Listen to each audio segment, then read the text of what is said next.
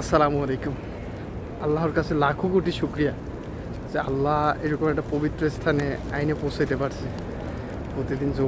প্রতি জুমার নামাজ এবং প্রতি ওক্তের নামাজ এই পবিত্র কাবায় এসে পড়তে পারি, এটাই আল্লাহর কাছে লাখো কোটি শুক্রিয়া। এটা হলো সেই কবুতরের মাঠ, মক্কাতে কবুতরের মাঠ। এখানে লক্ষ লক্ষ কবুতর থাকে, হাজার হাজার কবুতর থাকে, হাজার হাজার কবুতর সবসময়ের জন্য থাকে। এখন খুতবা শুরু হয়েছে, দেখেন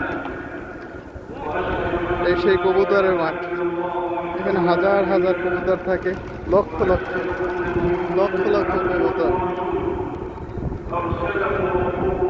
আসলে আসলে ভালো লেগে যায়, এমন একটা পবিত্র জায়গা। আল্লাহর কাছে লাখো কোটি শুকরিয়া যে প্রতি ওয়াক্তের নামাজ এবং জুমার নামাজ এই কাবা শরীফে এসে পড়তে পারে। হাজার কষ্ট থাক, সমস্যা থাক, সব কিছু সমাধান এখানে, শান্তির জায়গা।